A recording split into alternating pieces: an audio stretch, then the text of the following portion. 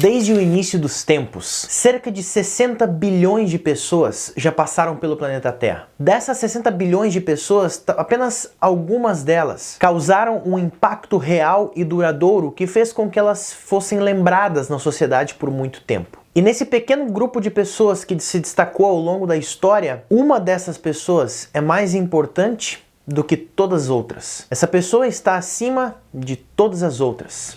E o seu nome é Jesus. E apesar de ser destaque durante toda a história, Jesus nunca escreveu um livro, apesar de milhares de livros terem sido escritos sobre ele. Jesus também nunca pintou um quadro, apesar de as maiores obras de artes existentes talvez tenham Jesus como o tema central. Jesus também nunca levantou um exército para lutar contra outro em algum lugar, mas milhões e milhares de seus seguidores lutaram e morreram por ele. Jesus nunca viajou o mundo inteiro para que as pessoas pudessem conhecê-lo, mas seu testemunho foi espalhado durante todo o mundo ao longo da história. Então, a pergunta que podemos fazer nesse momento é: quem é esse Jesus? E esse é o nome da série, que será disponibilizado aqui neste mês de dezembro, durante o período de Advento, aqui no canal. Nesse momento em que nos preparamos e aguardamos a vinda do Salvador Jesus, vamos refletir exatamente sobre ele. Quem é Jesus?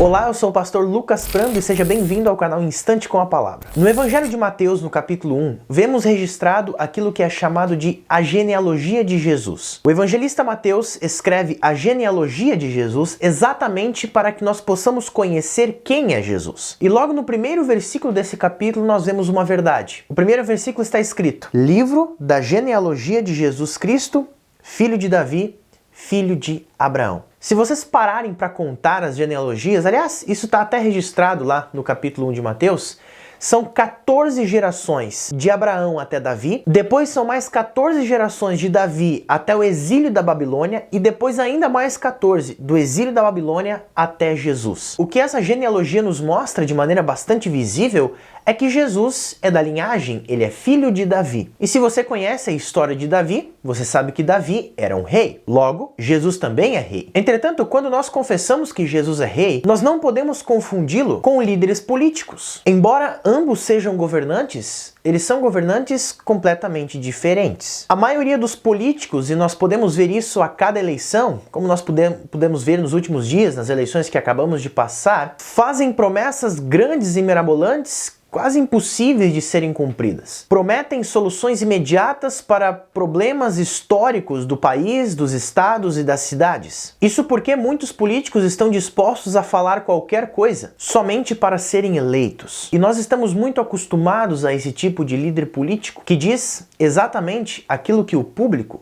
quer ouvir. O slogan da campanha de nenhum político é: olha, o nosso mandato vai ser difícil e vai ser árduo, e as mudanças vão ser gradativas e lentas. Não, nós queremos soluções imediatas, para ontem. E é por isso que muitos políticos prometem o mundo inteiro, a solução de todos os problemas, no mínimo tempo possível. No entanto, quando nós olhamos para Jesus, nós vemos um tipo de líder completamente diferente. Um diferente tipo de rei. Jesus é o rei que foi prometido. Como o primeiro versículo do capítulo 1 de Mateus diz, livro da genealogia de Jesus Cristo. Aliás, isso aqui é interessante nós pararmos um pouquinho para refletir. Quando nós ouvimos o nome de Jesus, ou o termo Jesus Cristo, muitas vezes nós entendemos errado o que é.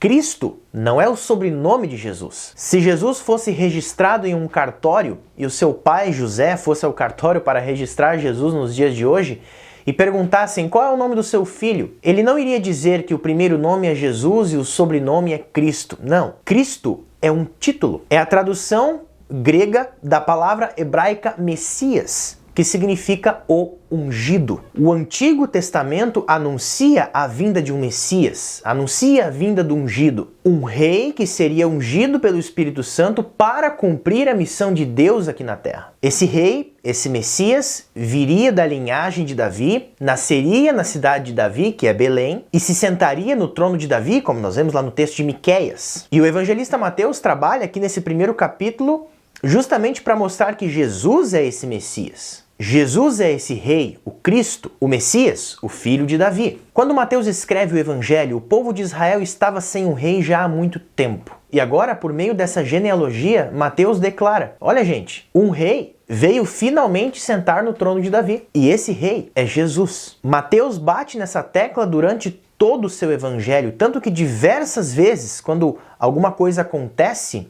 ele faz questão de fazer referência à profecia do Antigo Testamento, dizendo que aquele acontecimento foi o cumprimento de uma promessa que já havia sido registrada lá no Antigo Testamento. Por isso, sim, nós podemos afirmar que Jesus é de fato o rei prometido. Mas Jesus também é um rei sensível, é um rei compassivo, um rei misericordioso. Jesus não veio sentar em um trono de ouro e expulsar os povos opressores do povo de Israel, os romanos, não veio destruir os povos estrangeiros para salvar somente o povo de Israel. Os judeus esperavam esse Messias. Eles esperavam o Messias que viesse e expulsasse seus opressores romanos e esmagasse as nações estrangeiras para estabelecer o reino de Deus. Mas na sua primeira vinda, Jesus não vem para julgar as nações, ele vem para salvar as nações. E isso fica bastante evidente aqui também, nessa genealogia em Mateus 1. No mundo antigo, as pessoas traçavam a ancestralidade de cada um através do seu pai. Por isso, predominantemente, as genealogias eram masculinas. Isso não é nenhuma novidade. E isso também não é muito diferente do que nós temos registrado em Mateus. No entanto,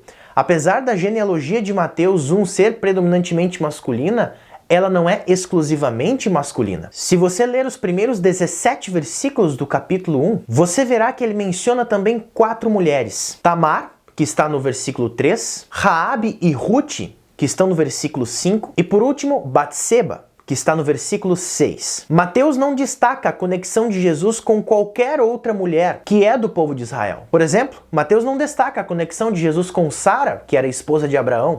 Também não destaca a conexão de Jesus com Rebeca, que era esposa de Isaac. E também não destaca a conexão de Jesus com Raquel, que era esposa de Jacó. Todas essas 4 mulheres que aparecem na genealogia de Jesus no Evangelho de Mateus são mulheres estranhas para o povo de Israel. Sabe por quê? Tamar era uma cananeia, Raabe também, Ruth era moabita e Batseba era hitita, junto com seu marido Urias. Nenhuma delas era naturalmente do povo de Israel. Elas eram mulheres estrangeiras. Aliado a isso ainda, cada uma delas tinha um estigma ligado a elas. Por exemplo, Tamar foi desonrada pelo seu cunhado.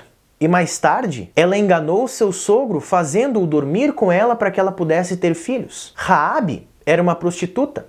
Batseba cometeu adultério junto com Davi. E Ruth adorou falsos deuses. Enquanto os judeus esperavam que Jesus viesse para expulsar todos os estrangeiros, que esmagasse os romanos e tudo mais, a vinda de Jesus, na verdade, é para salvar as nações. Jesus traz aqueles que são colocados de lado na sociedade para dentro da casa de Deus. Jesus remove a vergonha das pessoas marginalizadas, como era o caso de Tamar, Raabe, Ruth e Batseba. E esse aqui pode ser um resumo de toda a vida de Jesus na Terra. Com quem Jesus passou a maior parte do seu tempo? Exatamente com aqueles que são colocados de lado na sociedade. Jesus se aproxima dos enfermos, toca cada um deles, se aproxima tanto desses enfermos a ponto de ele mesmo poder pegar aquelas doenças. Porque Jesus não é um rei que se senta num trono e diz: se esforce mais para chegar até mim.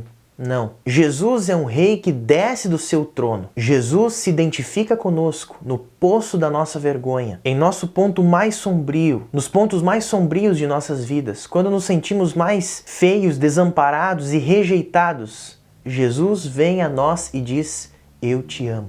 E ele faz isso porque ele também foi um rei rejeitado. Para as elites judaicas da sua época, Jesus era um rei errado. Ele viveu no lugar errado. Ele ficou associado a pessoas erradas. Ele pregou a mensagem errada, apontou líderes errados, realizou a missão errada e realizou a redenção errada também. Mas essa coisa toda vem à tona na Sexta-feira Santa. E o evangelista Mateus escreve isso. Quando ele descreve a cena da crucificação de Jesus, ele fala sobre a frase que estava escrita acima da cruz de Jesus, e ele escreve o seguinte: por cima da sua cabeça puseram escrita a sua acusação: este é Jesus, o Rei dos Judeus. Entretanto, quando ele foi ressuscitado, Jesus aparece para os discípulos e lá no final do Evangelho de Mateus ele diz: Toda autoridade me foi dada no céu e na terra. E é exatamente isso que nós esperamos de um rei, ter toda a autoridade. Como nosso rei, Jesus fez sim algumas exigências a nós. Afinal, Jesus, o rei, tem toda a autoridade sobre céu e terra. Mas depois de fazer algumas exigências, Jesus vai até você. Ele nasce por você. Ele vive por você. Ele morre por você. E ele ressuscita por você também. Jesus dá tudo de si por você. Este sim é um rei que vale a pena seguir todos os dias de nossas vidas. Amém. Se você gostou desse vídeo, não se esqueça de deixar o seu like aqui embaixo, se inscreve no canal também, para aproveitar todos os conteúdos. Lembrando que essa série vai ser durante todo o período de Advento, também no Natal. Teremos um vídeo muito especial para vocês, tá bom? Um abençoado Advento a todos, as mais ricas bênçãos de Deus e até a próxima. Tchau, tchau!